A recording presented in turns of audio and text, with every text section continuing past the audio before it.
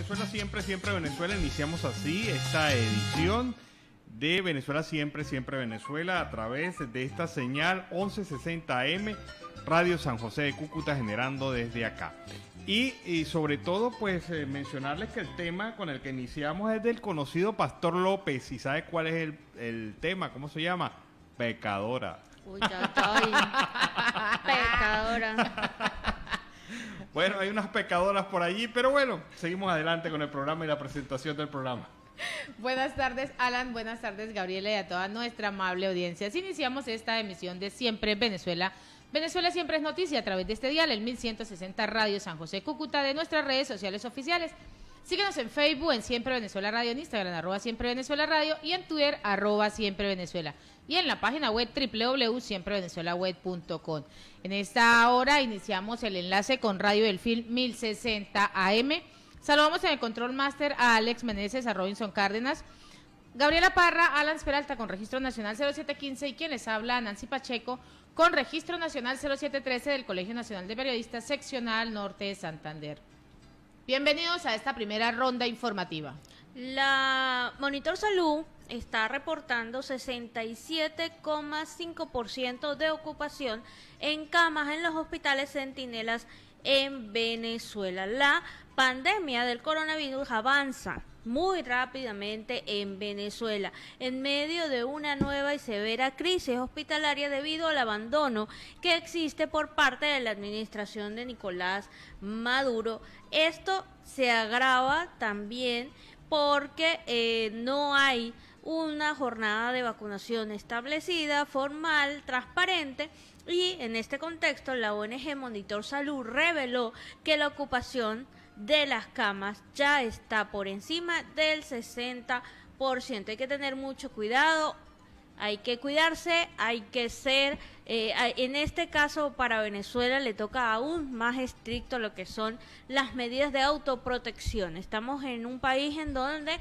falta insumos, falta personal, falta infraestructura a nivel hospitalario y falta esa intención del gobierno de cuidar a sus ciudadanos. Entonces, aún más la autoprotección agarra auge en Venezuela y tal cual como si usted estuviera en una cuarentena radical. Trate de salir lo menos posible, no se exponga, cuide mucho su salud, que es lo primordial. Bueno, y un ejemplo de lo que estaba mencionando Gabriela fue lo que ocurrió esta mañana en el Hospital de Seguro Social en la ciudad de San Cristóbal, cuando de repente los enfermeros se dieron cuenta que se estaba acabando el oxígeno. Se solicitó oxígeno de emergencia. Y bueno, ocurren las cosas que solamente pasan en Venezuela. La unidad que llevaba el oxígeno se accidentó. Y por varias horas estuvieron en ascuas los pacientes del hospital de Patrocinio Peñuela Ruiz de la ciudad de San Cristóbal, porque no llegaba la unidad de transporte del oxígeno. Afortunadamente se hizo una acción inmediata por parte de tanto de autoridades del hospital como de personas del sector privado, quienes lograron sustituir la unidad y llegó una nueva unidad a cargar el oxígeno del hospital Patrocinio Peñuela Ruiz. Este es el hospital del Seguro Social en la ciudad de San Cristóbal.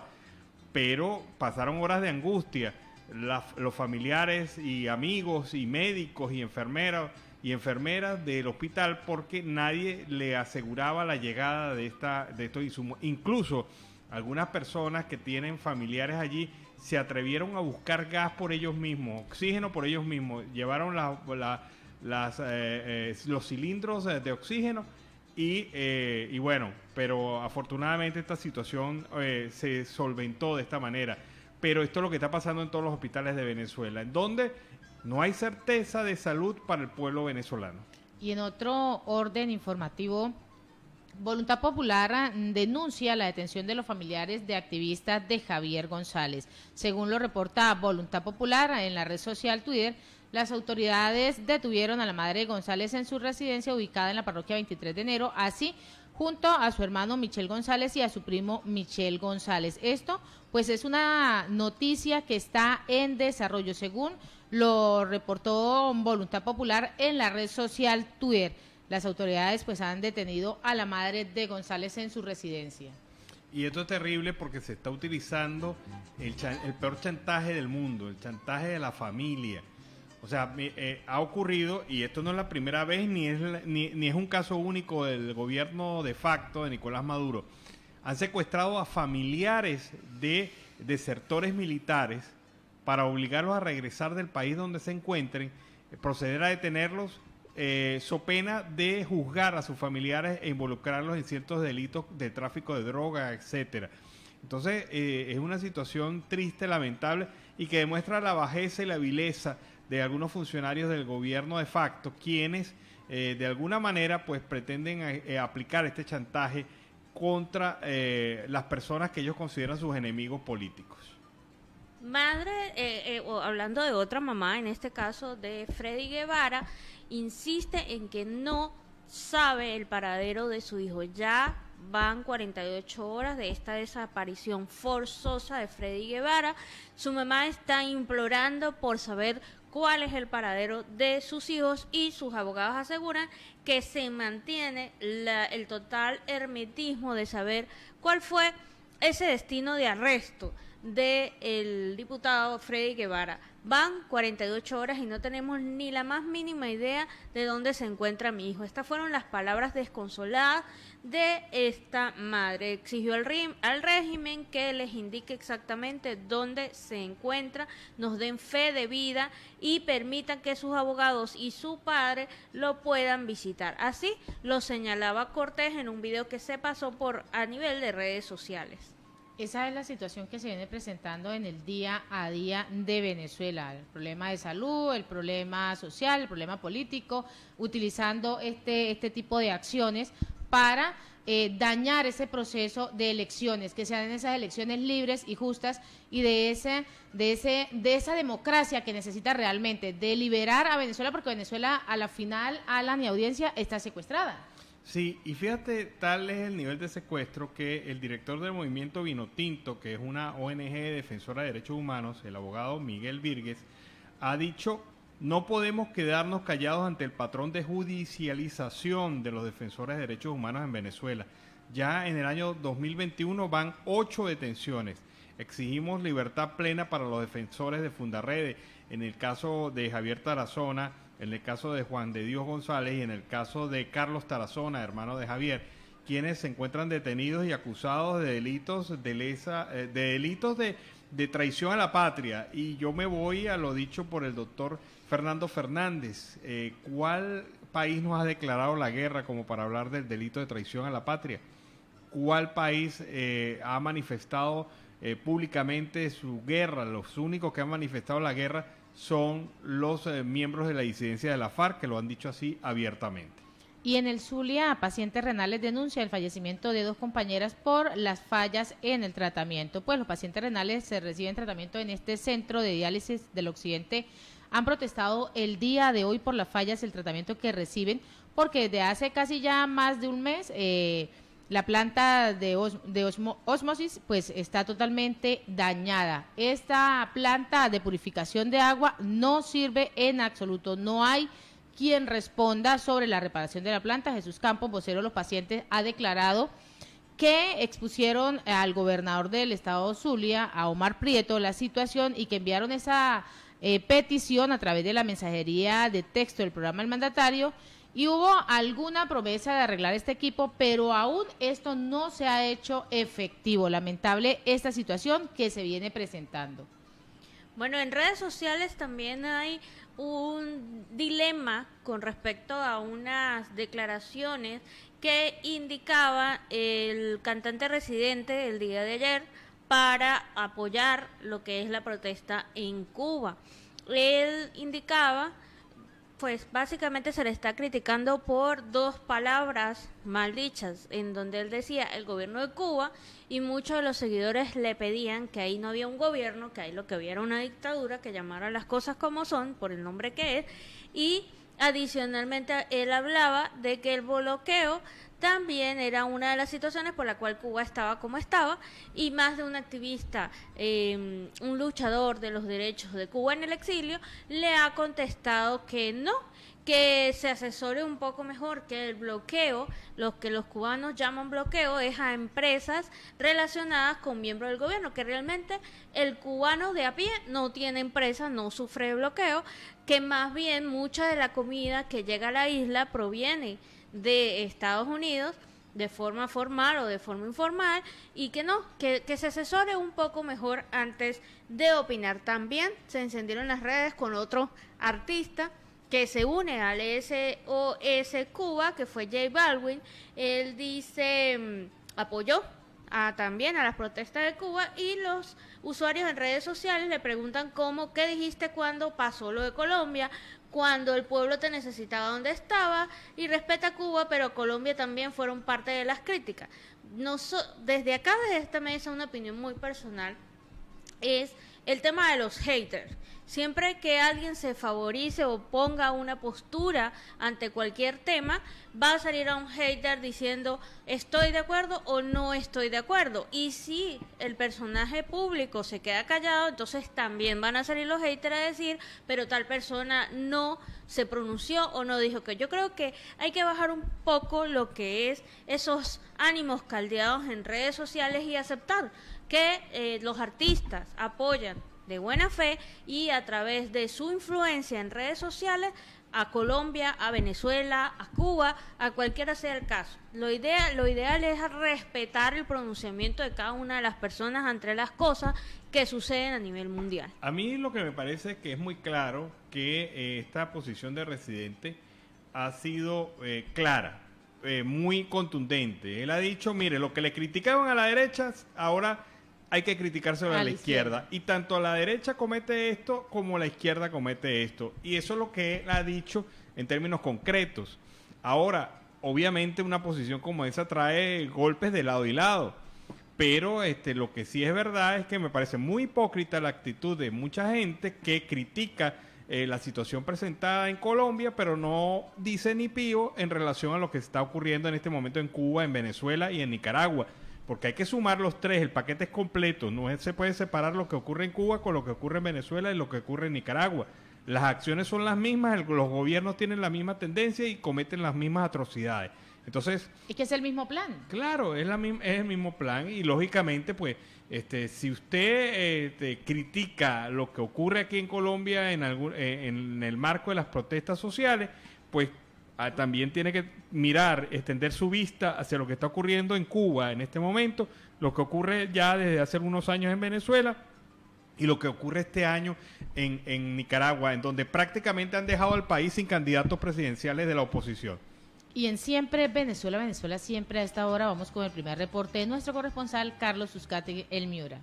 Muy buenas tardes, feliz tarde para todos desde La Guajira. Carlos Uzcategui, El Miura, para el programa Siempre Venezuela, Venezuela Siempre. Con las noticias más impactantes de la costa atlántica, el Caribe, el Magdalena, el Cesar y por supuesto desde La Guajira. Saludos cordiales al trío mágico de la vida reporteril en Colombia y para la migración venezolana, Alan Peralta, Nancy Pacheco y Gabriela Parra. FECODE anuncia acuerdo parcial sobre el regreso a clase con el Ministerio de Educación. Crisis en el canal de acceso en la zona portuaria de Barranquilla mina la confianza, lo dice el alcalde Pumaré. El mandatario cuestionó que inicialmente la Corporación del Magdalena informara que la draga llegaría el lunes y comenzarían trabajos el día de hoy, lo que no se cumplió. Calamidad pública ya es por la crisis del canal de acceso. ABC para entender lo que sucede en el puerto de Barranquilla. Exmilitar del Cesar habría sido llevado con engaños a Haití. En el caso del magnicidio, el exsoldado profesional Juan Carlos Yepe Oriondo de Pelaya es señalado de participar en la muerte del presidente de ese país. Antonio Triago, nueva pieza clave en el caso del magnicidio de Haití. Con actos culturales esperan la llegada de la minga indígena a Barranquilla. Gobierno rechaza ataque en el que murió niño de 6 años en el Valle del Cauca. Balacera del Valle del Cauca deja 3 personas muertas, entre ellas este menor de edad. El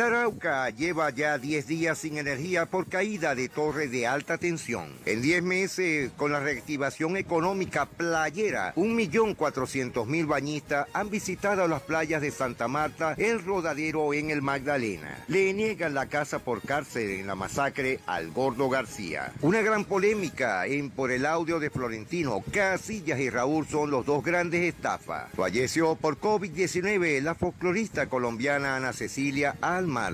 El 12 de septiembre, San Onofre elige alcalde. Santa Marta en la vacunación anti-COVID, solo con la empresa Janssen y AstraZeneca. Gobierno presentó el día martes líneas generales de la reforma tributaria. El proyecto será radicado el próximo 20 de julio, día en que se inicia la nueva legislatura. Reservas de gas son para 15 años, lo dice la empresa Canacol. La compañía además rechazó la construcción de la planta regasificadora del Pacífico. En el caso del medio ambiente, en la costa caribe, cuidado del medio ambiente será el eje del panel para los niños. 4 eventos se llevarán a cabo esta semana. Procuraduría investiga a 12 gobernadores encargados de La Guajira y asesorar por contratos a dedos. Campesinos del sector y la comunidad de Atico Viejo, municipio de Fonseca en La Guajira, siguen siendo presa de la delincuencia. Pero también en Hato Nuevo, mototaxistas y autoridades crean grupo estratégico de seguridad. Finalistas por los departamentos de la costa atlántica y el Magdalena en el Festival Francisco el Hombre. Ministerio de Salud de Colombia define requisitos para solicitar la eutanasia en Colombia. La Procuraduría General denuncia el mal manejo por cadáveres de la COVID. Tributaria desmontará beneficios otorgados a las empresas en 2019. El presidente Iván Duque desmiente nexos con cerebro detrás de la muerte del presidente haitiano Moisés. Ya pautada la nueva fecha del Festival de la Leyenda Vallenata 2021.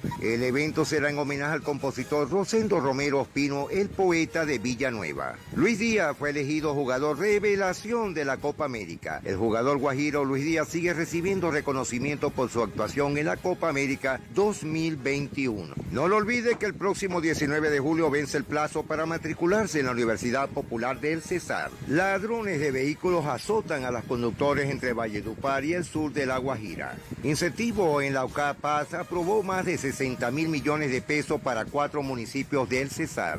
Habitantes de la mesa en el Cesar denunciaron afectaciones por falta de saneamiento básico. Los pobladores denunciaron que los malos olores y la proliferación de moscas por los pozos sépticos que hay en el caserío de la Misa están llegando al límite de su capacidad y temen que se desborden por las fuertes lluvias. Desplazamiento forzado se duplicó en Colombia en el primer semestre del 2021, lo dice la Defensoría del Pueblo. Con respecto al año pasado, el desplazamiento masivo y forzado en Colombia se duplicó en el primer semestre del 2021 y se produjeron 102 eventos que afectaron a 44.290 personas de 15.340 familias, de acuerdo al último informe de la Defensoría del Pueblo. Los datos del año anterior arrojaban que entre el 1 de enero y el 30 de junio del 2020 hubo 41 eventos de desplazamientos que afectaron a 13.912 personas de 4.311 familias. Vemos un aumento del 100% en los eventos de desplazamiento, pero vemos un aumento del 256% en el universo de personas afectadas, dijo el defensor del pueblo Carlos Camargo, quien además subrayó el incremento significativo y la disparada de este fenómeno. Además del desplazamiento forzado en los primeros 6 meses del año, también se produjeron 68 eventos que afectaron a 192 comunidades con 36.101 personas. Las principales causas que provocaron el desplazamiento del confinamiento forzado fueron las amenazas, los homicidios y el reclutamiento forzado de menores, pero también se produjeron por la presencia de artefactos explosivos o los choques entre grupos armados entre ellos o con el ejército.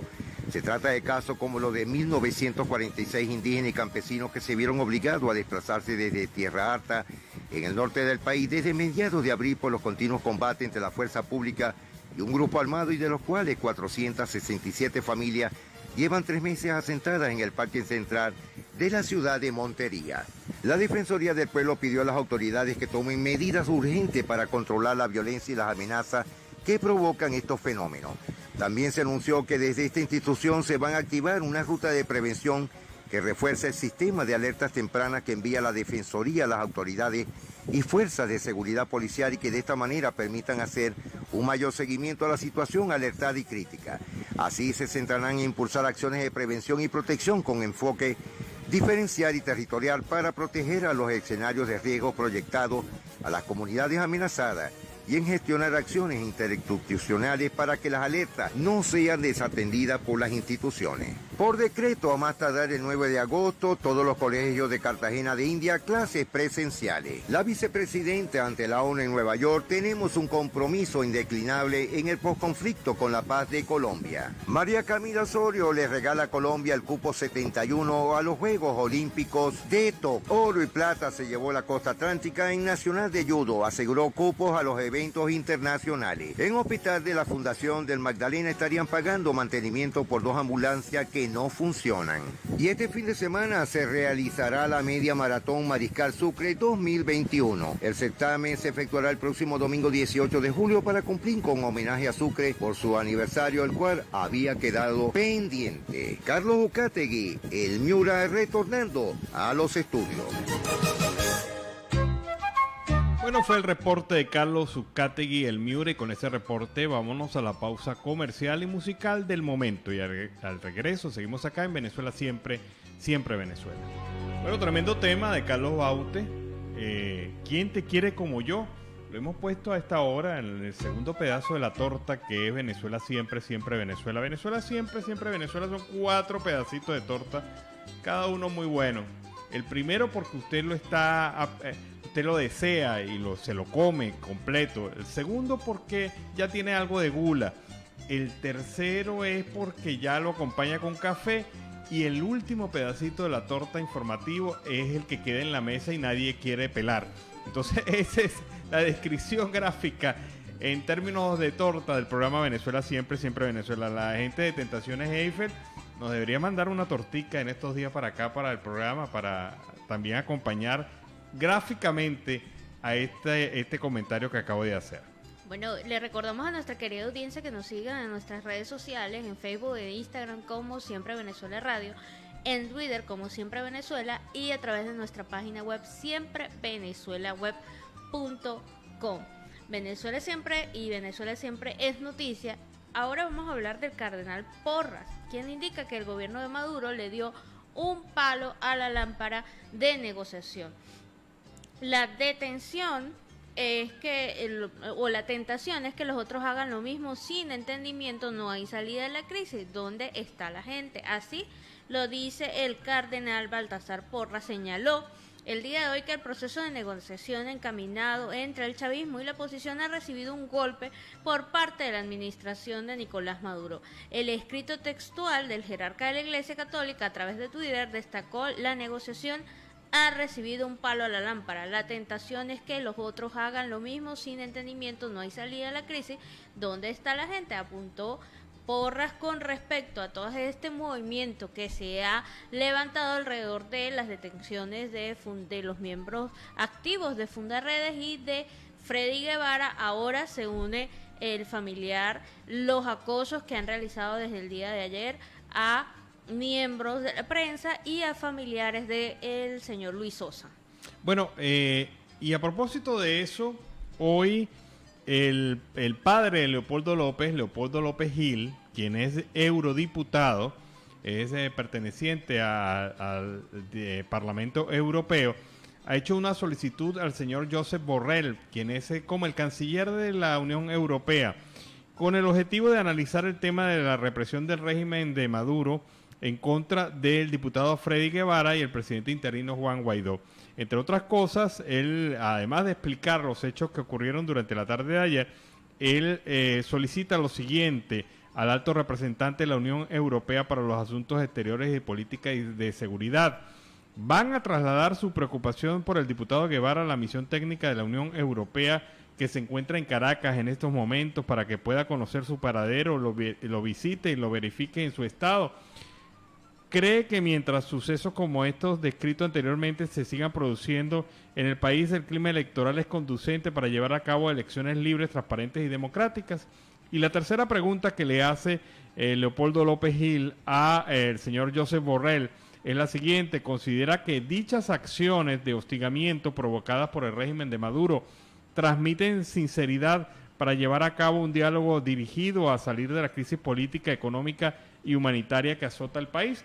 Son 3 preguntas muy directas que hace este eurodiputado, el señor Leopoldo López Gil, a Josep Borrell, quien es el canciller de la Unión Europea. Bueno, y hace algunos minutos se dio a conocer a través de la ABC que el general de brigada Jesús Manuel Burón Tabit habría dimitido al cargo de viceministro del Interior en Cuba, que ejercía luego de cuestionar las medidas adoptadas en el seno del Ministerio y del Consejo de Seguridad ante las manifestaciones que se registran en la isla desde el pasado domingo. Fuentes indican que Burón Tabit también cuestionó el uso de la fuerza policial para reprimir las protestas.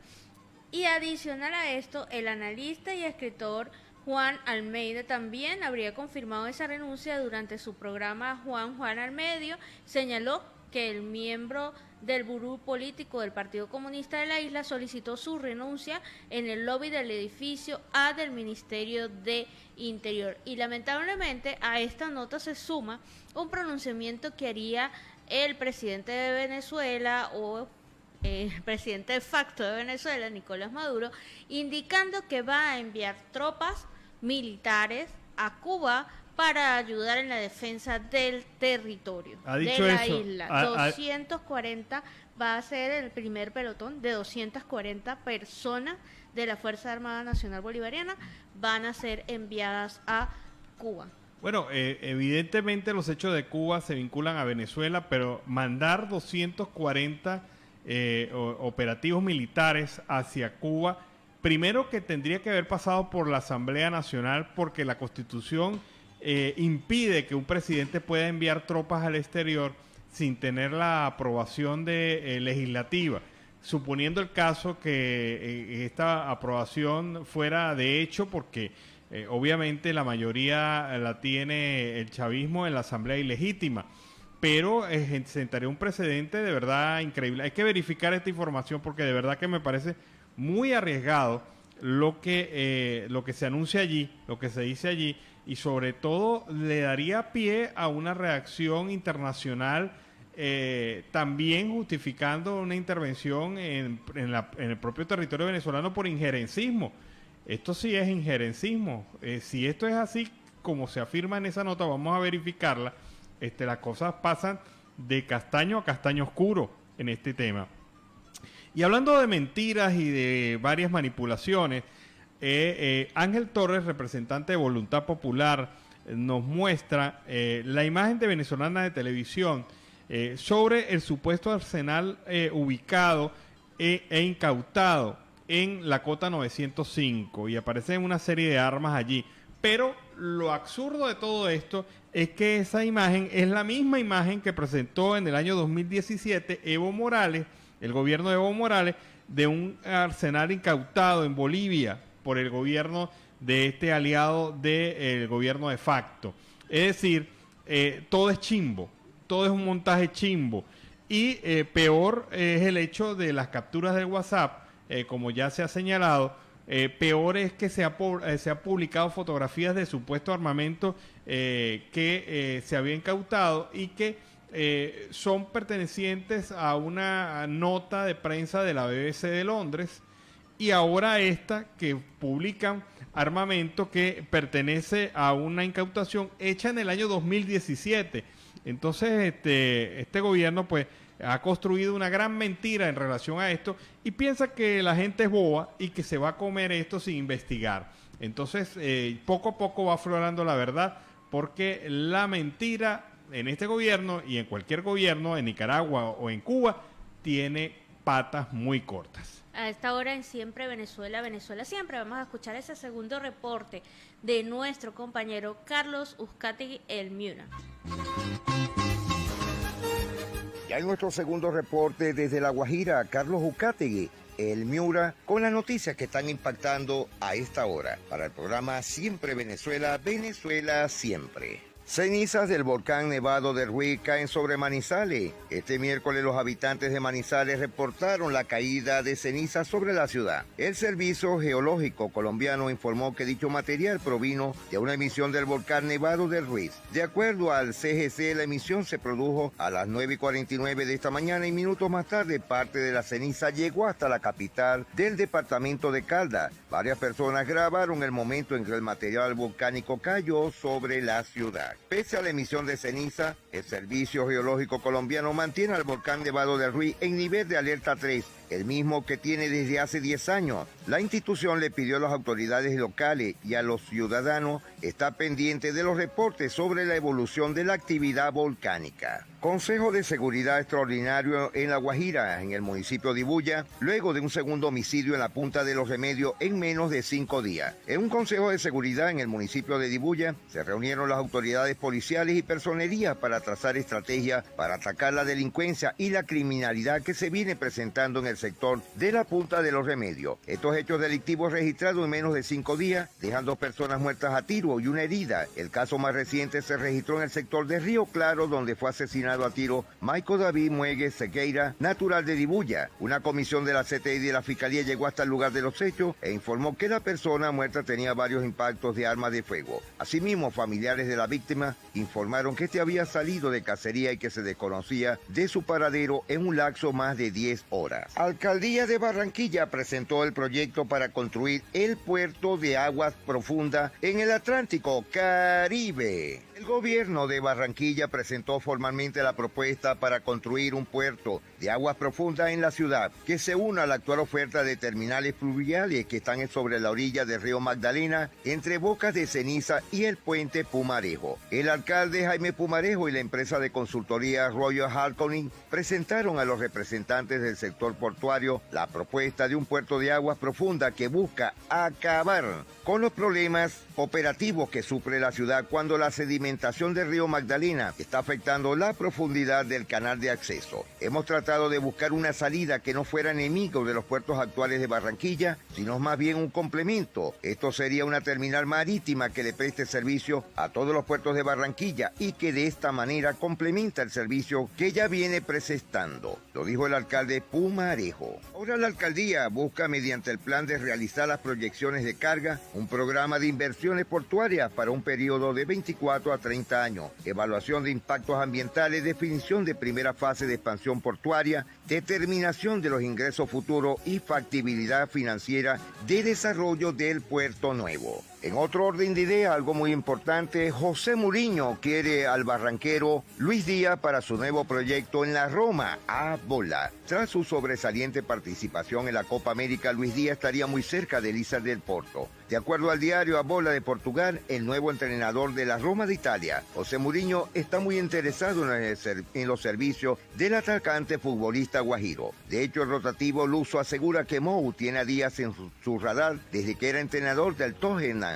Y ahora que está en Roma, estaría exigiendo a los dueños del club comprar al colombiano. De hecho, el equipo italiano es el más interesado en hacerse de los servicios del goleador de la Copa América. Para lograr incorporar al barranquero Luis Díaz a su nuevo proyecto, la Roma tendrá que pagar la cláusula de recepción del contrato en el Porto, que asciende a 80 millones de euros. Sin embargo, el equipo de la capital italiana no es el único interesado en quedarse con el barranquero. El Inter de Milán también tiene a Luis Díaz en sus planes y clubes de la Premier League como el Tottenham y el Brighton también figuran entre sus pretendientes. En cualquier caso, el Porto está muy cerca de hacer un gran negocio, pues hace 2 años solo tuvo que pagar 2 millones de euros al Junior de Barranquilla por el jugador y ahora puede obtener mucho más dinero con él. Y hablando del jugador más imponente actualmente de la Copa América aquí en Barranca, departamento de La Guajira, habló algo muy claro, muy conciso. Quiero lograr mucho más, lo dice el barranquero jugador de fútbol Luis Díaz. El jugador llegó ya a su tierra natal, Barranca, donde está recibiendo un homenaje especial desde la alcaldía del municipio de Barranca y todos sus coterráneos. Contento de llegar a su tierra natal, donde era esperado por muchas personas, se mostró el jugador Luis Díaz, que es la revelación de la reciente Copa América que se realizó en Brasil. En el patio de su casa, de su familia, en su tierra natal, la tierra amable de Colombia, dijo muy claro que estoy agradecido con Dios por esta oportunidad de ser goleador y compartir esto con Leo Messi, que es uno de los grandes referentes del fútbol. Dijo que siempre había soñado con todo lo que le está pasando, que ha trabajado para ello y que seguirá haciéndolo para lograr mucho más. A su llegada le estaban esperando sus familiares, vecinos, amigos y sobre todo niños que querían tomarse una foto con Lucho, a quien vieron crecer y jugar por primera vez en la cancha del barrio Gerard en el equipo de su papá Luis Manuel Díaz. El futbolista barranquero dijo que los compañeros de la selección Colombia siempre lo han tratado muy bien y desde que llegó se sintió dentro del equipo colombiano. En cuanto a la llegada de su primera hija, comentó: me siento excelente, contento, feliz, demasiado orgulloso, así que espero con ansia a esa bebé. A esta hora ya están preparándose para el homenaje que le tienen preparado a Lucho, a Luis Díaz, por parte de la administración municipal, la asamblea departamental, la empresa minera Cerrejón y el Consejo de Barranca. También el municipio de Atonuevo le rindió homenaje a Luis Fernando Díaz. Con un buen cariño y una gran sencillez de siempre, el guajiro de moda, el nuevo ídolo del fútbol profesional colombiano, llegó hasta la tierra de la amistad por invitación del alcalde Luis Arturo Palmesano Rivero para saludar a todos los que se dieron cita en la cancha sintética del barrio La Unión. Allí se estaba inaugurando el campeonato de micro, el cual lleva su nombre, y fue Lucho quien hizo el saque de honor. El mandatario de Atonuevo también quiso sumarse a quienes a esta hora le están haciendo un reconocimiento en Barranca por su impecable trabajo en el fútbol internacional y nacional. Le dijeron muy claro que era una referencia importante para todos estos niños y jóvenes que se encuentran en La Guajira, y este reconocimiento es para que sepan que los sueños, con un gran esfuerzo, perseverancia y disciplina, sí se pueden cumplir. Gracias por dejar al departamento en alto y porque historias como la tuya son las que se convierten en la inspiración para seguir apoyando a estos muchachos, apuntó el alcalde Arturo Palmesano. Señores, nos estamos despidiendo, será hasta mañana, feliz día para todos, mil bendiciones. Carlos Ucategui, el Miura, para el programa Siempre Venezuela, Venezuela Siempre. Bendiciones. Bueno, y este fue el segundo reporte de Carlos Uzcategui, el Miura, desde La Guajira, Colombo, venezolana. Y tenemos malas noticias. La noticia es que sigue la ola de represión y secuestro en Venezuela por parte de las autoridades policiales del país, y con la idea de tratar de acallar a la oposición política en Venezuela. Funcionarios de la Dirección General de Contrainteligencia Militar y del SEBIN se llevaron detenido hoy a las 5 de la tarde hora de Venezuela el dirigente social de La Vega, Jairo Pérez, La Vega, en la ciudad de Caracas. Responsabilizamos, dice la gente de Provea, a la ministra de Relaciones Interiores, al defensor del puesto, porque no se ha pronunciado en relación absolutamente para nada de esto, y al fiscal de facto, Tarek William Saab, de su integridad. Estas personas están siendo acusadas de haber propiciado la detención de Jairo Pérez, dirigente social de la parroquia La Vega en la ciudad de Caracas, quien fue detenido durante la tarde del día de hoy. Sigue la represión, sigue la violencia contra los dirigentes sociales y políticos en el país. Sigue esto dándole patas completamente a la mesa donde se pudiera haber propiciado el diálogo. Es decir, en estas condiciones no puede haber ni diálogo, ni puede haber la idea de unas elecciones justas, participativas y transparentes.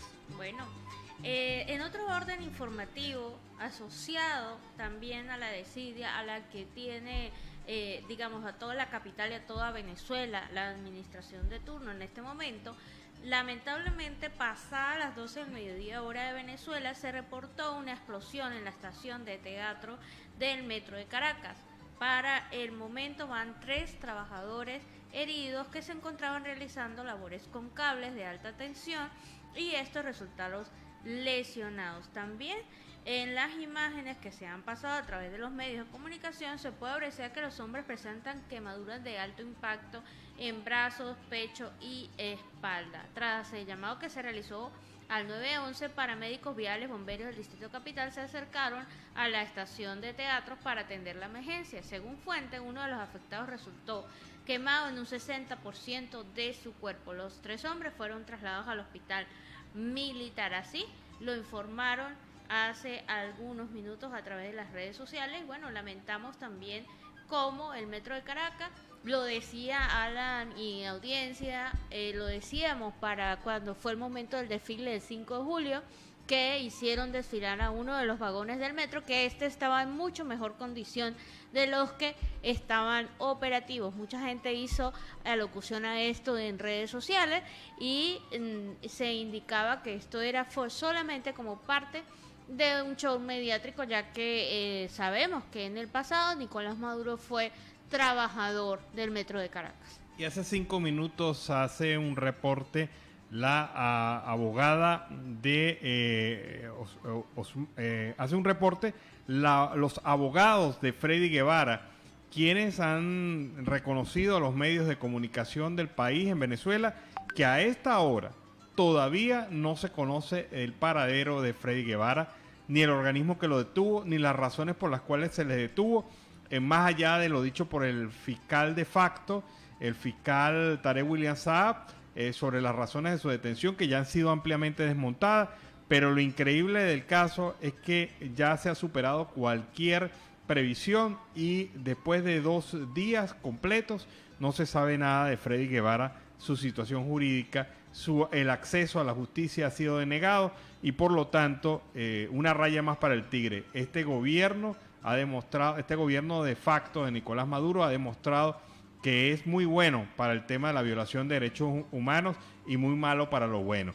Así que ahí está esta situación, siguen los abogados tratando de hallar una posibilidad para encontrar a Freddy Guevara, darle su asesoría, darle su apoyo, y tampoco hasta esta hora de la tarde se conocen detalles de la solicitud del habeas corpus hecho ayer por los abogados de Freddy Guevara y que no ha sido respondida después de 2 días por la juez de turno en la ciudad de Caracas.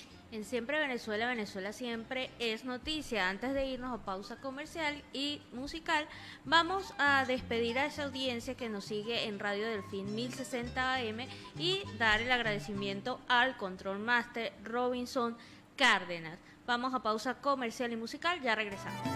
Bueno, este tremendo tema para esta hora, iniciando así la segunda hora del programa Venezuela Siempre, Siempre Venezuela, en enlace directo con 91.5 FM Aruba Estéreo y nuestra emisora aliada que también están retransmitiendo esta señal durante la tarde de hoy. La voz del río Arauca y la voz de la Gran Colombia, que también están con nosotros en esta transmisión, en este enlace cuádruple ya que ha crecido durante las últimas semanas. Bueno, tenemos un invitado a esta hora, hemos querido conversar con él. Se trata de Jorge Luis Villalobos Wilches. Él es presidente de la Asociación Profesional de la Industria Funeraria en Venezuela. Con él vamos a conversar algunos temas interesantes. Buenas tardes, señor Jorge Luis Villalobos. Bienvenido al programa Venezuela Siempre, Siempre Venezuela. Buenas tardes, amigo. Gracias por la invitación. Muchísimas gracias. Buenas tardes para todos. Bueno, indudablemente el sector de esta industria ha sido afectado como todos los sectores en la economía venezolana por las condiciones que ya todos conocemos. Pero quiero que me dé un panorama de cómo está desde la perspectiva de usted como dirigente empresarial. ¿Cuál es la visión que tiene del sector? ¿Qué pudiéramos darnos de información sobre este tema? Ok, bueno, nosotros en Venezuela tenemos, por supuesto, una situación como en todos lados. El manejo de los servicios funerarios siempre ha sido por tradición un servicio bien tratado en nuestras instalaciones funerarias, con despedidas siempre tradicionales. Es lo único que en este momento podríamos decir que se ha afectado mucho porque, digamos, la ideología del ser humano, la ideología de las familias venezolanas, por así decirlo, siempre es despedir en familia a sus seres queridos, enmarcado dentro de todo lo que se llama un servicio dentro de unas salas velatorias. Esta situación actual que estamos viviendo, tantas prohibiciones por la situación del resguardo, por los temas de bioseguridad, manejarnos para preservarnos de la pandemia que nos acompaña en estos momentos, ha hecho bastante imposible, o vamos a decir difícil, cuesta arriba la despedida de los seres queridos. Las familias se han visto muy afectadas, por supuesto, perder una familia, un integrante ya es un problema, ya es una situación sentimentalmente dura. Imagínate que adicionalmente a eso, pues no podamos dar la despedida que tradicionalmente venimos teniendo. Eso por nombrar la parte de la despedida de los fallecidos en este momento. En relación al tema de los costos, la familia venezolana se ve, digamos, muy asediada por la situación económica en general del país. ¿Y cómo está haciendo con el tema de los costos de los servicios funerarios en Venezuela?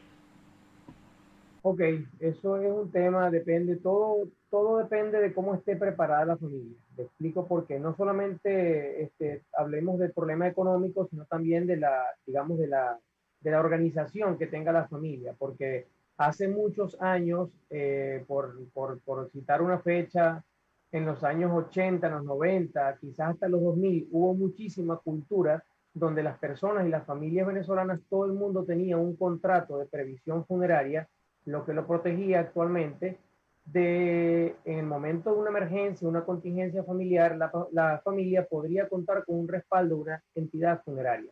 Actualmente, por supuesto, también todas las entidades funerarias que existimos haciendo vida mercantil en el mundo funerario en Venezuela, tenemos la modalidad de contratos de previsión. Esta modalidad de contratos de previsión, que considero la más importante dentro del mundo funerario, es lo que le permite a las familias poder contar con el respaldo económico de las instituciones funerarias que hacemos vida en el país para poder ayudar a la familia en el momento de un deceso. Estas familias vienen pagando una cuota mensual por proteger al grupo familiar directo y en el momento de una contingencia funeraria, por supuesto, pueden ser respaldadas por nuestra compañía, que actualmente, bueno, yo soy representante de una cámara funeraria del país. Por supuesto, hay otro sector dentro de la economía, dentro de la población que no está protegida, que no, incluso no tiene para pagar una cuota mensual para un servicio funerario y por supuesto se ve afectada en el duro momento la pérdida de un ser querido, que estamos claros que no es un acto planificado ni es un acto esperado. Para eso, bueno, también las familias cuentan con el apoyo, bien sea o de la comunidad o de los entes gubernamentales cercanos a su parroquia, a su registro. Eso también se ha desarrollado bastante, puesto que a medida que hay digamos, la ciudad, por así decirlo, el municipio, ha visto las necesidades que tienen, van haciendo alianzas con las funerarias cercanas para, de manera mancomunada, poder dar frente a esos problemas, bien sea parte privada y parte pública. Entonces, mancomunado con la parte pública, podemos dar frente a estos problemas para la sociedad venezolana. Cuénteme cómo están las empresas que prestan el servicio. Actualmente, ¿cuál es su situación? ¿Cuál es su condición en términos generales? Bueno, yo podría opinar muy general en cuanto más que todo al municipio, al estado donde me encuentro en el estado Zulia, en Maracaibo. Bueno, un estado bastante acontecido realmente. Hemos sido un estado bastante acontecido porque hemos sido golpeados por muchas veces por los años pasados, por los apagones. Fue un estado que tuvimos bastante letargo en poder resolver las cosas. Pero honestamente, las empresas funerarias que hoy hacen vida en nuestro municipio, y podría hablar a nivel nacional, porque tengo mucho conocimiento de región central, he ido mucho a funerarios con respecto a la ciudad capital, me hablo de Anzoátegui, de Lara, de Carabobo. Siempre hay un sector funerario específico, unas funerarias que están debidamente apegadas a las leyes vigentes, que están, por supuesto, formalmente trabajando. Y cuando digo formalmente trabajando, cada día estamos siendo más robustecidos para poder enfrentar cualquier tipo de contingencia.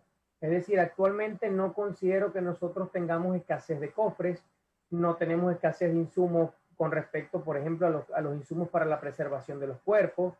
Sí, por supuesto, ha sido un manejo de costos porque la inflación, la hiperinflación, por supuesto, por los efectos evidentes que vivimos, nos ha hecho dignificar, por no decir superinflar los precios de los servicios, pero de verdad en este momento considero que las empresas funerarias tienen todas las herramientas para trabajar, salvo que, por supuesto, funerarias de data vieja que no han hecho sus previsiones pertinentes podrían tener escasez de vehículos, entre otras cosas de uso común, de uso constante, quise decir. Ustedes, por ejemplo, un tema tan fundamental como el tema del combustible para el traslado de los servicios funerarios. Eso también ha influido en la prestación, en la calidad de la prestación del servicio. Indiscutiblemente sí, caballero. O sea, sí ha repercutido bastante, más que todo en los tiempos de respuesta y más que todo también en los costos, porque realmente trasladarle directamente los costos de lo que significa pagar el combustible a un servicio funerario es inadmisible. Por supuesto que sí tenemos acceso al combustible, pero como repito, las funerarias que debidamente están legisladas, que están debidamente apegadas a las leyes vigentes, pueden recibir ayuda por parte del gobierno para tener prioridad en la estación de servicio.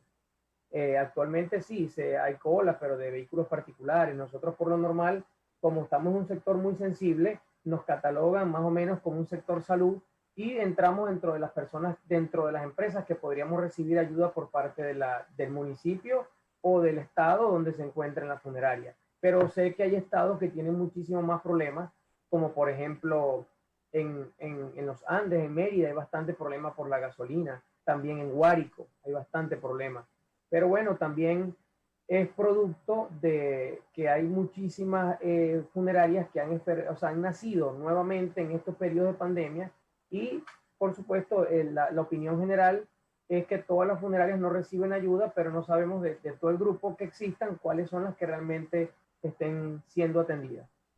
Hay un aspecto, digamos, que es fundamental en esto y es el que se refiere al personal que presta el servicio dentro de sus empresas, en el tema de las medidas de bioseguridad para este personal.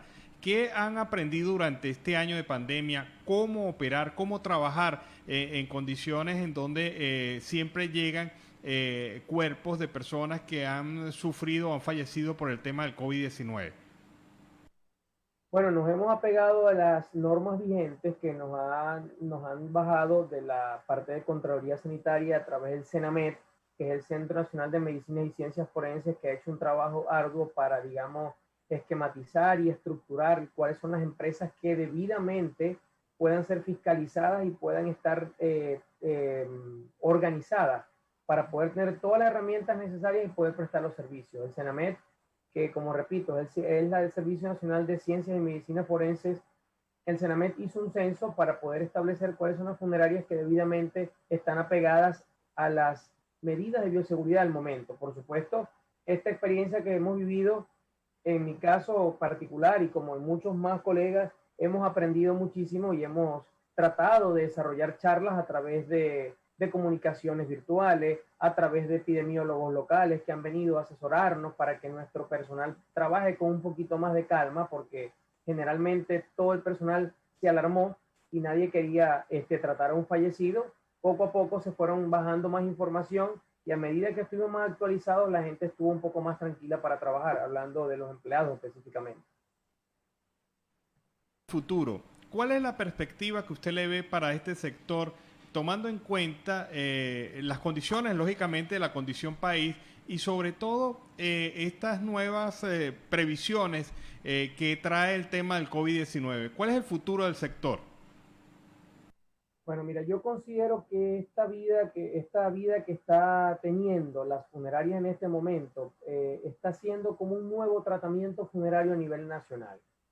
Sin duda va a quedarse, considero, es mi opinión, que va a quedarse como tradición.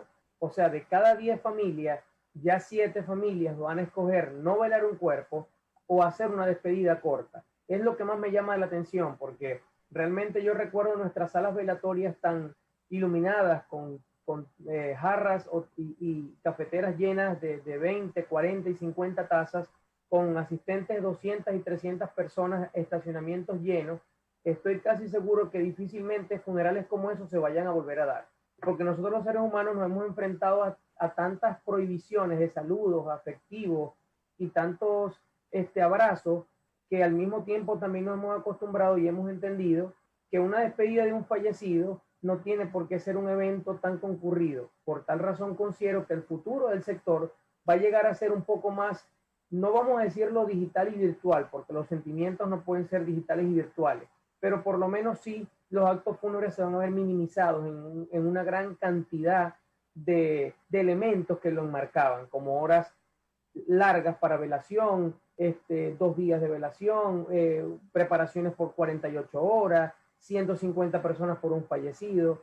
Entonces considero que por ahí van las cosas. Nosotros como funerarios nos vamos a ver enfrentados a que nuestras sedes van a recibir pocos visitantes. Por eso cada día nos enfocamos más en prestar un mejor servicio para que los pocos que nos visiten o los pocos que nos vean a través de videos en vivo que se hacen en nuestras salas puedan entender que seguimos dando un servicio humano, porque prestamos un servicio noble. Muchas gracias a Jorge Luis Villalobos Vilches, presidente de la Asociación Profesional de la Industria Funeraria, que nos ha dado una visión sobre este sector en medio de estas condiciones actuales y sobre todo de la pandemia del COVID-19. Muchas gracias. Gracias a ustedes por la invitación. Muy buenas tardes para todos. Bueno, seguimos acá en Venezuela Siempre, Siempre Venezuela, llevándoles a ustedes información, comentarios, noticias, música, entrevistas, todo lo que tiene que ver con Venezuela y su migración a lo largo y ancho del mundo. Fíjate qué cosas tan interesantes, Gaby, las que han surgido de esta conversación, la visión que se tiene ya sobre el tema, esta última parte me pareció bastante interesante, sobre el tema de el proceso de velación.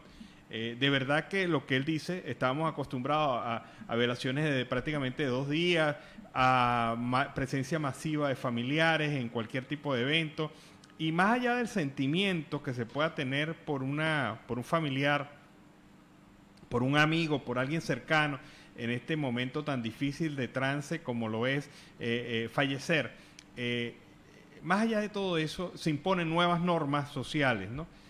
Normas sociales que limitan todo este proceso y que lo hacen, como lo señalaba nuestro invitado de la tarde de hoy, más virtual, más sin perder sentimiento, pero más virtual. Sí, bueno, también pensemos que cuando pase, digamos, lo que es el COVID-19, aunque aprenderemos a vivir con él, así como se aprendió a vivir con la gripe, pero cuando, digamos, pase este proceso de adaptación, también queda, sobre todo en Venezuela, un tema de la virtualidad con respecto a la migración. Hay familiares que van a estar por fuera.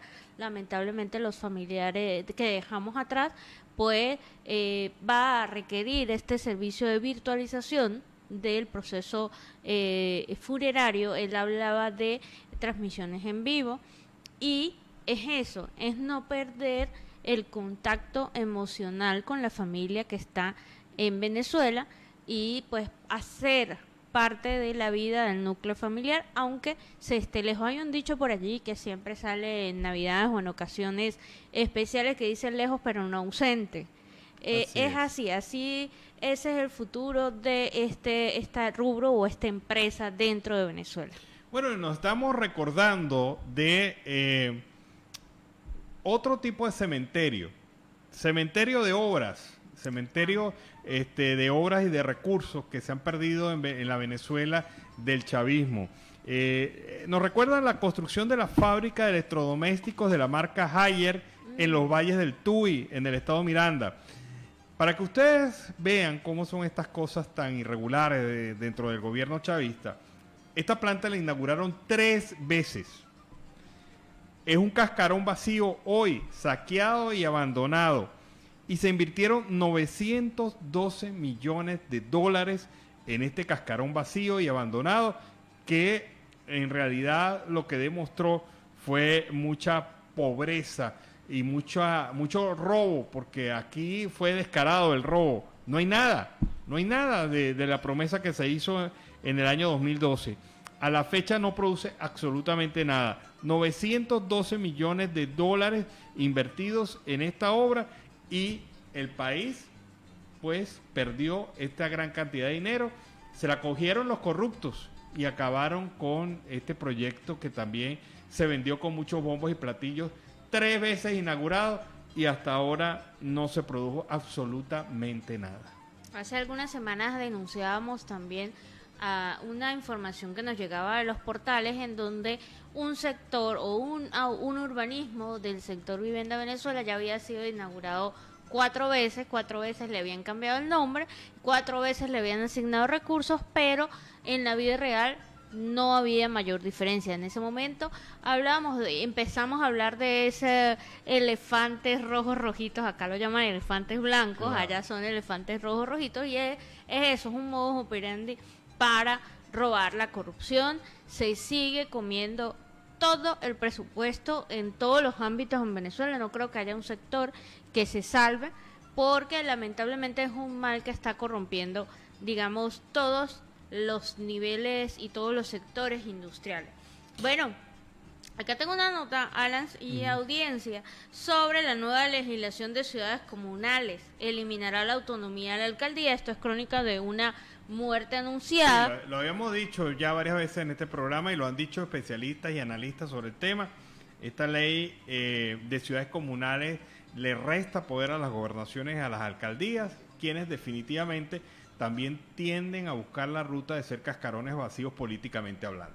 Aún no hay fecha de aprobación para esta ley, no hay tampoco un borrador que se suele a veces imprimir y mostrar para socializar lo que es el contenido de las leyes. Y bueno, muchos especialistas también concuerdan que este podría ser esa razón por la cual el gobierno de Nicolás Maduro habría eliminado la figura de protectorado, o va a eliminar. Ciertamente lo que dijo fue que ellos van a eliminar luego de las elecciones, y esto centraría aún más el poder en Caracas, en Nicolás Maduro y en toda esa cúpula de gobierno. Claro, generando pequeños feudos de poder, pequeños feudos de poder, porque al dividir el poder que no está previsto en la Constitución Nacional, el poder del Estado es uno solo, pero en estas condiciones van a dividir el país en pequeños feudos, en donde cada dirigente pequeño, mediano, rojo, rojito, va a pretender controlar su porción de la torta que es Venezuela. Y siempre Venezuela, siempre. Nos vamos a nuestra siguiente pausa comercial y Y musical. ahora sí, la última porción de la torta, la que queda en la mesa y todo el mundo quiere comérsela, pero nadie lo dice por pena. Pero ahí está. Así iniciamos esta porción del programa Venezuela Siempre, Siempre Venezuela. Bueno, y con una noticia que suena como exótica, parece historia de espías, pero ocurre. Un tribunal federal de Nueva York reveló hoy una acusación formal que acusa a 4 ciudadanos iraníes de conspiraciones relacionadas con secuestro, violaciones de sanciones, fraude bancario y electrónico y lavado de dinero. Un conspirador y residente de California, también de Irán, enfrenta cargos adicionales por estructuración. Según los documentos judiciales, Alireza Sabarochi Faradi, Haq Ali, Mahmoud Qasem, Kiya Sadeghi y Omi Nouri, todos de Irán, en territorio norteamericano, conspiraron para secuestrar a un periodista, autor y activista de derechos humanos de Brooklyn, para movilizar a la opinión pública en Irán y en todo el mundo a fin de lograr cambios en las leyes y prácticas del régimen. Se alegra que Nilur Barufar, también conocida como Neily Barufar, de 46 años, originaria de Irán y que actualmente reside en California, proporcionó servicios financieros que respaldaron toda esta trama. Pero ustedes se dirán, bueno, ¿y qué tiene que ver esto con Venezuela? ¿Por qué nos interesa? Es que se ha descubierto que la acción de estas personas estaba destinada al secuestro de este periodista y al traslado de este periodista a Venezuela. La entrega en Venezuela sería desde el gobierno de facto de Nicolás Maduro a las autoridades iraníes. Esto es un complot de proporciones mayúsculas, porque esta gente iría a secuestrar a este ciudadano en Brooklyn, trasladarlo a Venezuela y entregarlo en Venezuela a las autoridades iraníes. Lo que demuestra a las claras cómo esta vinculación entre el gobierno de Irán y el gobierno de Venezuela se está volviendo muy peligrosa para la libertad, para aquellos que trabajan en medios de comunicación sin importar el país del mundo donde se encuentren. Así que hay que tomar en cuenta esto como un ejemplo de lo que es capaz de hacer no solamente el régimen de Irán, sino también el régimen de facto de Nicolás Maduro con el periodismo libre e independiente. Bueno, en el otro orden informativo, hay una comunidad en Valencia que está ya prácticamente sola. En Parque Valencia las despedidas se hicieron muy frecuentes, las despedidas de familiares y de cantidad de desplazados que se fueron de este sector. Tanto así que de las 25.000 personas que vivían en este sector, solo quedan 1.000 personas viviendo en el sector. Esto hace, y es de esas 1.000 personas, casi todas pertenecen a la tercera edad, porque son esas últimas personas que no pueden ya mudarse, empezar de cero en otro país, en otra localidad. Ya no tiene esa energía física, ya no tiene esa fuerza, digamos, humana para empezar de cero. Entonces son los que vieron partir a sus hijos y familiares. Así se empieza a evidenciar en algunas zonas del país Venezuela cómo merma cada vez más la juventud, cómo merma más la cantidad, o cómo aumenta mayor la cantidad de desplazados que existen por causa del régimen. Huyen del régimen, huyen de una mala situación económica, ahora huyen de la inseguridad, huyen de las pocas garantías de salud que tienen, de las pocas garantías judiciales también que tienen, en muchos aspectos, no solamente en el tema por política, sino en el tema de que no hay propiedad privada, no existe el derecho, ya no hay muchos derechos, y estos son los resultados. Ya empiezan a aparecer o a reportarse estos sectores que ya solamente quedan habitados por personas de tercera edad. Bueno, y fíjate que esto es particularmente un fenómeno de Carabobo, del estado Aragua y del estado Lara, en donde la estadística de las personas que atienden a caminantes en ruta entre Cúcuta y Bucaramanga determina que la gran mayoría de ellos provenían de la ciudad de Valencia. Y fíjate cómo ya esto se está haciendo palpable en la ciudad. La ciudad está quedando sola, está quedando abandonada, porque precisamente la gente ha buscado alternativas para poder sobrevivir. Y durante las últimas semanas también se ha hecho pública la solicitud del sector empresarial de la revisión del famoso esquema 7x7. Y Maduro hoy acaba de decir que probablemente, ojo, es una de las promesas de él, el 7x7 podría ser eliminado el próximo domingo. Ha dicho textualmente durante la tarde de hoy: he pensado en una flexibilización total y eliminar el 7x7 y dejar que las personas se muevan libremente con medidas de bioseguridad, sin vacunación masiva. Esto es lo que responde la población. Esto es un genocidio, porque si no hay un plan de vacunación masiva y se libera la contención de esta medida restrictiva, pues la gente se arriesga más. Claro. Y obviamente pues habrá mayor cantidad de contaminados, de personas portadoras de esta peligrosa enfermedad. Lo mencionábamos al inicio del programa, ya con el esquema de flexibilización de 7 sí, 7 no, venía agobiando mucho a las empresas que quedaban en pie en Venezuela. Los mismos empresarios venían solicitando esto. Si a esta altura de la fecha el esquema de vacunación tuviera un mejor rendimiento, un mejor número, pues se podría decir que levantar esta medida pues sería lógico, ya que hay más porcentaje de venezolanos vacunados. El peligro está justamente allí, que no hay un esquema de vacunación, que se habla del 2, 3, 4, máximo el 5% de portales que relatan cómo va esa vacunación en Venezuela. Los más optimistas han dicho que llegan al 5%. Está el tema de que en los números de dosis que han llegado en Venezuela tampoco se ponen de acuerdo, y las versiones oficiales, cuando se suman la cantidad de, no sé si tú supiste eso, se hizo la suma de toda la cantidad de dosis que el gobierno ha dicho que ha llegado a Venezuela, y ellos hicieron una suma general que fue como la cuenta que nunca dio a las audiencias, y había un déficit de 1 millón de vacunas, una diferencia. Obviamente. Esa suma... Sí, y mucha gente dice que ese millón se fue para el mercado negro. Exacto. Entonces, bueno, había ese déficit de 1 millón de vacunas. Otro panorama existiera ahorita, tal vez, de alegría y de conformidad con respecto a cambiar el esquema 7-7 que hay en Venezuela, pues sí, más porcentaje de personas estuvieran vacunadas, ¿no?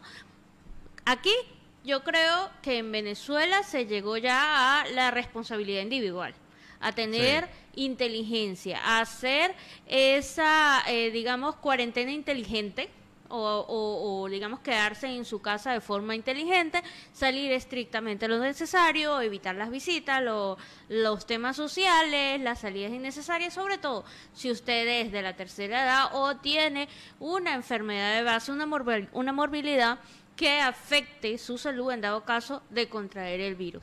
Y bueno, esperar a que todo lo que sea el tema de inmunización en Venezuela se llegue a un punto de normalidad y un esquema que sea real y que llegue a todo el pueblo. Bueno, y Vladimir Villegas, el periodista venezolano que en un principio estuvo vinculado al gobierno chavista y ha marcado distancia, hay que reconocer que Vladimir Villegas ha marcado distancia en esto, se hace una pregunta que nos hacemos todos nosotros. Si las responsabilidades jurídicas son individuales, ¿por qué la policía política se lleva a la madre, un hermano y un primo de Javier González, activista de Voluntad Popular, dado que éste no se encontraba en su casa? María Coromoto González, madre de Javier González, fue detenida en el 23 de enero junto con su hijo Michael y su sobrino Michael González. ¿No es esto un abuso de poder? ¿Y la Defensoría del Pueblo dónde está? Es la pregunta que hace Vladimir Villegas. Y yo digo que debe estar muy sentada y oronda el defensor del puesto, cuyo nombre ni siquiera me acuerdo. Fíjate que es increíble. Uno como periodista tiene que acordarse prácticamente de los nombres de todos los funcionarios públicos visibles de la administración. Y de este señor, el defensor del puesto, tengo mucha dificultad a la hora de tratar de buscar su nombre y su apellido. Este señor es tan anónimo, tan absurdamente anónimo, que pasa como un funcionario de cobro de cheque 15 y último y más nada, porque no se pronunció con el tema de la masacre en el estado Apure, no se pronunció con el tema de la violación de derechos humanos de la dirigencia política nacional, no se ha pronunciado sobre el tema de las cárceles y ahora no se pronuncia sobre este tema que es tan fundamental porque, como dice Villegas, las responsabilidades que se le puedan asignar a un individuo son de carácter individual y no se puede convertir esto en una cacería de familiares para lograr presionar la entrega o la detención del ciudadano que ha sido acusado o perseguido por las autoridades. Entonces allí está este tema que de verdad nos hace reflexionar sobre el grado absurdo al cual están llegando las cosas en Venezuela. Bueno, vamos a hablar un poco de Bachelet.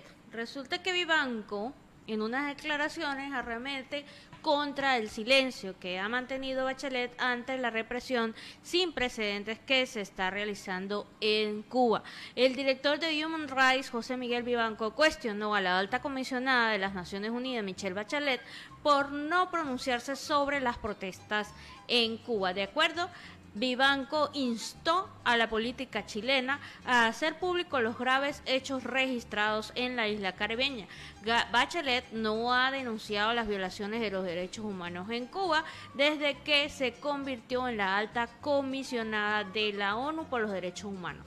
Romperé el silencio ahora que el gobierno está reprimiendo las mayores protestas del país en décadas, es la pregunta que se hace Vivanco desde su cuenta en Twitter. Bueno, y tenemos el reporte de nuestro compañero desde el Arauca Vibrador. Se comunica con nosotros nuestro corresponsal. De siempre Venezuela, desde esta zona de frontera, desde Arauca, reporta para ustedes el amigo de todos, Oliver Luyano, guariqueño y de Saraza. Mis amigos, seguimos aquí en Arauca, llevándoles a ustedes mensajes de nuestros hermanos de esta tierra que han querido compartir con nosotros sus historias. Y en esta oportunidad tenemos a un araucano. Bienvenido, nos dice tu nombre, por favor. William Hurtado. William, ¿de qué parte del municipio tú eres? De Arauca. ¿De qué parte, de qué barrio? 20 de julio. Del 20 de julio. ¿A qué te dedicas, William? Albañil de construcción.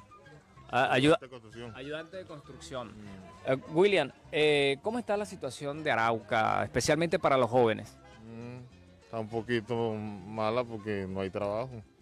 Se ve a base que no hay para los jóvenes como un progreso de algo como cursitos así para que ellos vayan a salir. El acceso de los jóvenes a la educación es bastante limitado. No han podido por lo que están parados por la pandemia. Por la pandemia. ¿Y cómo ves tú esta situación de la falta de energía eléctrica, la situación de la inundación del río? Pues por la parte eléctrica, pues yo creo que ya nos estamos acostumbrando a vivir sin luz. No, porque prácticamente ya llevamos casi 20 días sin luz. Y ofrecen que va a ser un poquito, se va a tardar un poco, ¿no? Sí, ya nos estamos acostumbrando a lo que es. ¿A qué hora llega la energía por allá, por tu sector? A las 12 de la noche. ¿Y cómo hacen para esa hora para hacer las actividades que necesitan energía, para lavar, ¿Se levantan a esa hora? Sí, tiene que ser aprender su ventiladora, conectar su nevera, su lavadora. ¿Qué le tendríamos que pedir a las personas responsables del suministro de la energía? Que tuvieran una plantica para que, si me entiende, llegara más horas la luz. O sea, tuvieran en los barrios, o sea, como en las comunas, en los sectores, estuvieran su luz. El tema del COVID-19, ¿cómo se han cuidado? ¿Cómo está esa situación? Pues uno se cuida y también le pide uno también a Papito Dios, ¿no? Porque Papito Dios es el que le da fortaleza a uno todos los días. ¿En tu familia ha habido algún enfermo por este virus? No, nada. Bueno, Dios es grande, sí. Y coméntanos, ¿tienes algunos amigos o paisanos que hayan estado o están en la situación de la inundación? ¿Tienes algunos hermanos, paisanos en la inundación? No. ¿No los ha afectado, no les llega hasta allá el río? Gracias a Dios, la fortuna es que no. ¿Qué mensaje tenemos que darle a nuestros hermanos que nos ven y nos escuchan? Un mensaje. El mensaje es la prosperidad, de parte del de arriba, del Señor, la prosperidad y que Dios nos cuide porque vienen aguas turbulentas. ¿Tú has visto en otras oportunidades la crecida del río? Sí, una vez en el 97 miré una creciente. ¿Y cómo fue? ¿Nos lo puedes describir? ¿Cómo fue eso? Bárbara. Venía fuerte, venía botando espumita grande. Sí. Barro. También quisiera que nos comentaras cómo te ha afectado la situación del alto costo de los alimentos en estos momentos. El alto costo de los alimentos es por lo que se ha alzado por lo de la pandemia. O sea, se ha alzado bastante por el nivel de la pandemia. Pero Dios es grande. La confianza en Dios. Dios es el potencial que le dio la vida a uno, el ser. Y Él, si usted hace algo bueno, Él se lo rectifica. La actividad que tú realizas tiene muchas limitaciones, ¿no? Acá en el municipio, especialmente ahora que la pandemia ha arreciado, los trabajos de construcción se han parado, ¿no? Se han parado. ¿Y cómo haces para sostenerte? ¿Yo? Ajá, ahora sin empleo de construcción, ¿te dedicas a otra cosa? Yo le pido mucho a mi Dios. Que sea Dios quien actúe. Sí, que actúe. Sí, yo le pido mucho a Él. Bueno, William, quiero que dejes un mensaje final para toda nuestra audiencia. Un mensaje ya. Bueno, que la gente esté paciente por lo que esté pasando, ¿no? Paciencia. No, paciencia, sí, hay que tener paciencia y certeza Eso. en lo que pueda pasar, ¿no? Sí. De ahí lo hace el de arriba, como le estoy diciendo. Que Dios se encargue. Que Dios se encargue de todo. Bueno, mis amigos, escuchábamos este testimonio de William, joven araucano, que se dedica a la construcción, como nos decía. Bueno, hay que tener la confianza en Dios. Bueno, y nosotros compartimos esa idea porque sabemos que solo él tiene el control y que en estos momentos tan difíciles no nos queda otra cosa que aferrarnos a su voluntad. Mis amigos, desde esta zona de frontera, desde Arauca, reportó para ustedes el amigo de todos, Oliver Luyano, guariqueño y de Zaraza. Bueno, tenemos el reporte de Oliver Luyano, guariqueño y de Zaraza. Pues bien, y una de las cosas importantes que a nivel de medios se ha manejado durante estos últimos días es evidentemente la situación de la Cota 905 y la intervención policial en ese territorio supuestamente recuperado, porque hace un mes y medio vimos la misma fotografía de las fuerzas policiales ingresando a la Cota 905. Un mes después la volvimos a ver, pero parece que ellos asumen que ya tienen el control de la zona. Cuando digo ellos me refiero a las fuerzas policiales que representan al gobierno de facto. Pero el diario Tal Cual se hace durante un trabajo informativo del día de hoy 10 preguntas sobre el tema del operativo hecho en la Cota 905 y pregunta por qué se permitió que la banda del Coqui se cimentara durante al menos 6 años. Y es que en el año 2013 el Tribunal 36 de Control de Caracas ordenó la captura de alias El Coqui. ¿Y qué pasó? No se hizo nada, no se le detuvo, se le dejó operar, incluso se le convirtió en el intermediario entre el gobierno y las bandas. Bueno, esta es la primera pregunta que se hacen ellos. La segunda pregunta que se hace este medio de comunicación se refiere por qué el Vampi está libre luego de haber sido capturado por homicidio en el año 2014. El señor Vampi, uno de la fauna de estas bandas delincuenciales en la ciudad de Caracas, fue detenido. Carlos Calderón Martínez había sido detenido en el año 2014. Fue capturado por homicidio. Se le hizo un proceso.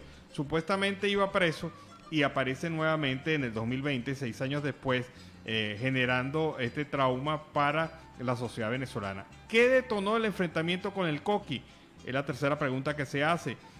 Aparentemente el tema de la mala distribución, digamos, de los beneficios de ser líder de una banda importante en Caracas.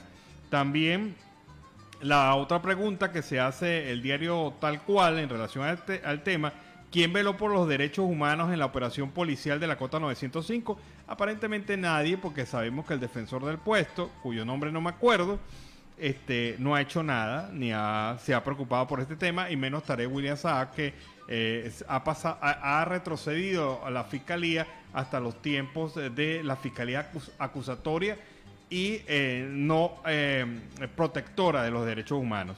¿Las policías enterraron a personas muertas en la Cota 905? Es otra pregunta interesante que hay, porque hay denuncias de desaparecidos en el proceso de la Cota 905 y hay señalamientos de que la misma policía pudo haber enterrado estos cadáveres para ocultar estos asesinatos. ¿Qué entiende Carmen Meléndez por invicto? Porque le han dado palo y palo y palo al gobierno de facto allá en esta zona. Y por último, ¿por qué Carmen Meléndez mostró una foto de Bolivia como si fuera la Cota 905? También nos lo preguntamos nosotros. ¿Por qué se han mostrado fotografías del operativo? ¿Por qué se han señalado y han acusado a personas supuestamente por estar involucradas en los hechos de este operativo, cuando las armas que presentaron, las armas que supuestamente incautaron, pertenecen a un operativo del del 2017 en Bolivia y un operativo del 2007 reseñado en un trabajo informativo de la BBC de Londres? Bueno, ahí está la manipulación informativa en pleno desarrollo. Así finalizamos la emisión de hoy de Siempre Venezuela, Venezuela Siempre. Agradecemos en el Control Master a Alex Meneses, a Roberto Alexis Rojas y al señor Víctor Márquez. Despedimos a La Voz de la Gran Colombia, 1400 AM, La Voz del Río Arauca, 1110 AM, Aruba Estéreo 91.5, Radio San José, 1160 AM. Quien les habló, Gabriela Parra Aras Peralta, con registro nacional 0715, Nancy Pacheco con registro nacional 0713. Feliz tarde, nos vemos el día de mañana. Hasta mañana, cuídense.